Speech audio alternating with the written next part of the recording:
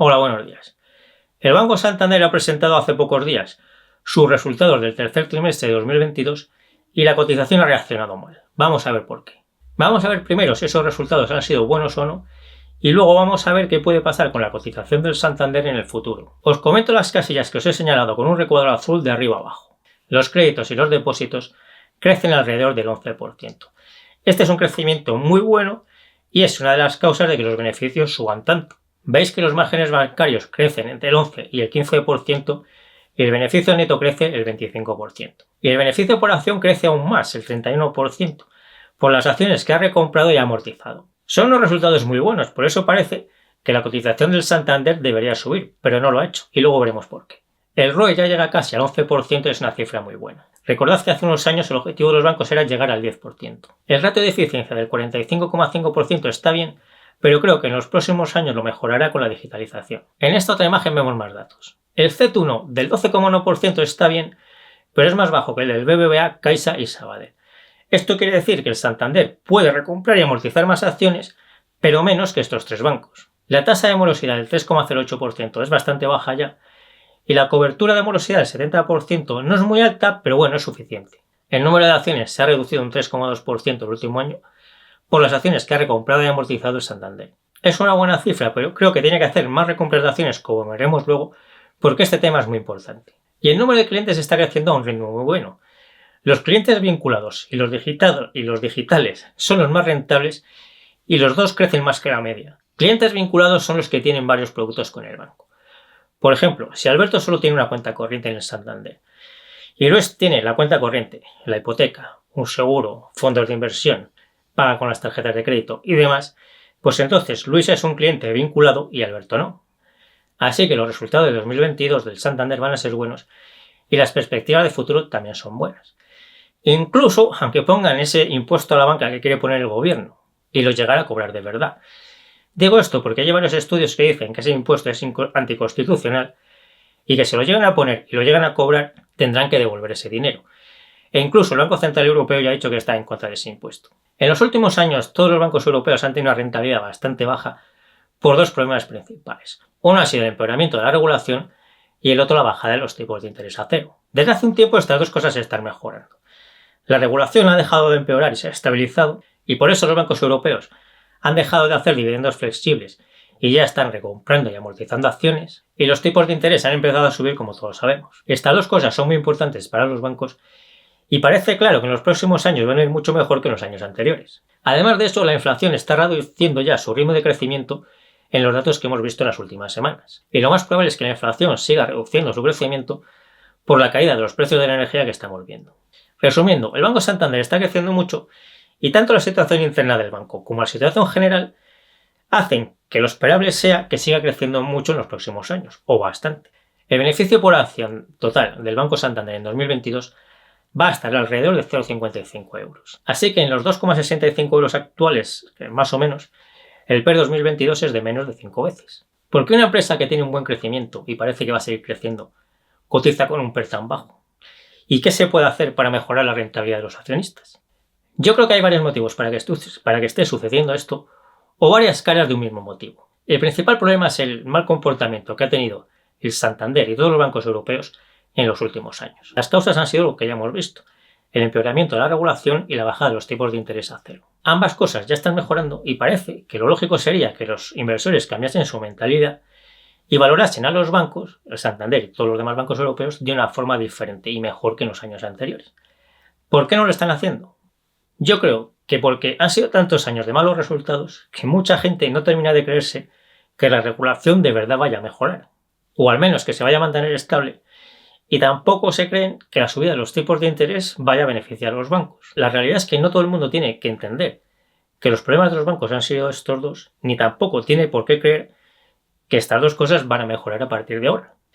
Y de hecho, para los accionistas de largo plazo del Santander, es mejor que mucha gente siga viendo a los bancos como una mala inversión por lo que vamos a ver ahora. Porque una de las grandes diferencias entre la inversión a largo plazo y todas las estrategias que en algún momento implican vender es que al invertir a largo plazo lo que más importa es lo que piense el inversor de largo plazo. Y en todas las estrategias que implican vender en algún momento, Lo que más importa no es lo que piense el inversor que sigue esa estrategia, sino lo que piensen todos los demás inversores. Y estas son las cosas que hacen que invertir a largo plazo sea mucho más fácil que invertir con otras estrategias de inversión. Yo creo que los bancos europeos a partir de ahora van a mejorar mucho por lo que he comentado, pero me parece muy normal y muy lógico que haya mucha gente que no lo crea y que no quiera comprar bancos. A eso hay que añadir que hay mucha gente que tiene acciones de bancos europeos desde hace años, se siente atrapada en ellos y quiere vender como sea, o quiere vender en algún momento. Así que algunos de esos inversores venden cuando las cotizaciones tienen una pequeña subida y otros van vendiendo a medida que se cansan definitivamente y ya venden al precio que sea por aburrimiento. Y me parece que lo más probable es que estas dos cosas se mantengan en el futuro durante bastante tiempo. A lo mejor resulta que la mentalidad de los bancos cambia de forma brusca en algún momento, pero a mí me parece que lo más probable es que esta mentalidad de desconfianza hacia los bancos se prolongue aún durante bastante tiempo. Y por eso creo que muchas personas que ahora tienen acciones de bancos europeos las van a ir vendiendo en los próximos años porque no creen que vayan a ser una buena inversión de futuro.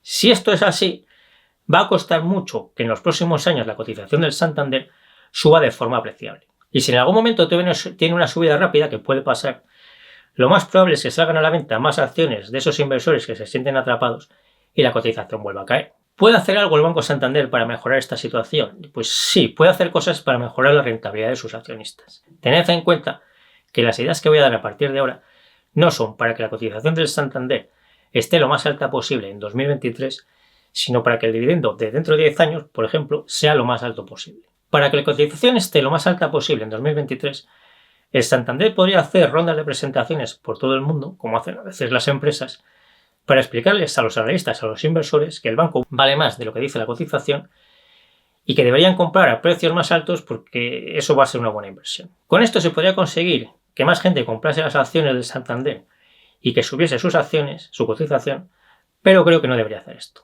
El Santander tiene ahora mismo un payout del 40% que lo divide en 20% como dividendo en efectivo y 20% como recompras de acciones. Estas recompras son las que han hecho que en el último año el número de acciones se reduzca un 3,2% como vimos antes. Esto quiere decir que el dividendo efectivo del Santander en 2022 va a ser de alrededor de 0,11 euros.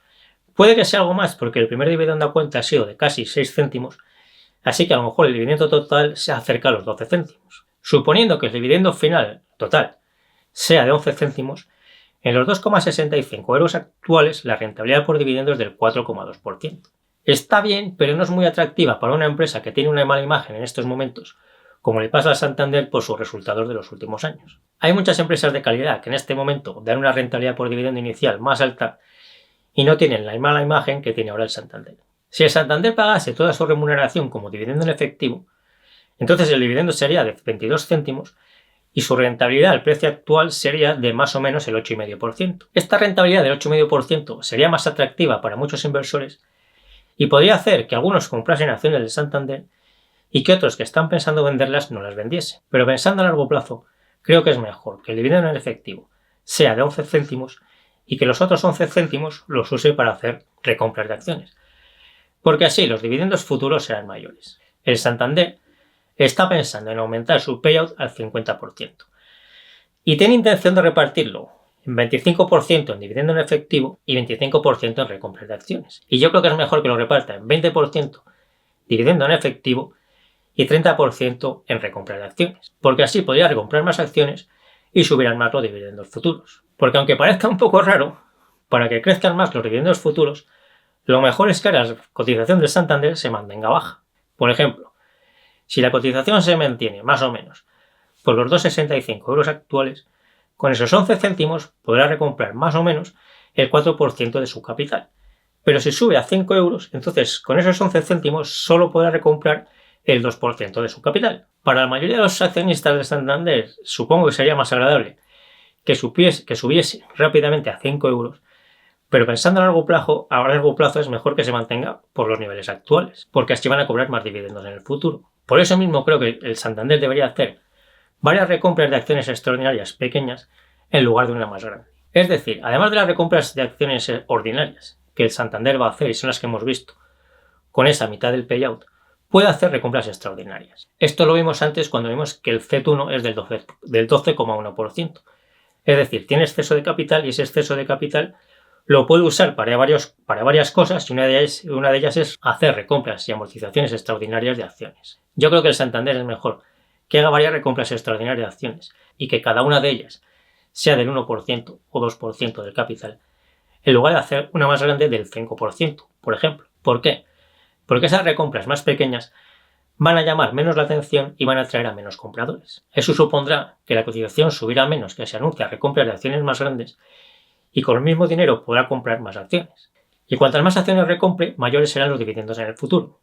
Sé que suena un poco raro, pero ahora lo que les interesa a los accionistas de Santander a largo plazo es que la cotización suba lo menos posible, porque así podrán recomprar más acciones y cobrar más dividendos en el futuro. Y para aprovechar esto lo máximo posible, me parece muy importante que el Santander haga esas recompras extraordinarias de acciones que os he dicho, además de las recompras ordinarias que ya tiene pensado hacer con la mitad del payout. Si me ayudáis compartiendo este vídeo, dándole al me gusta y todo lo demás, os lo agradezco mucho.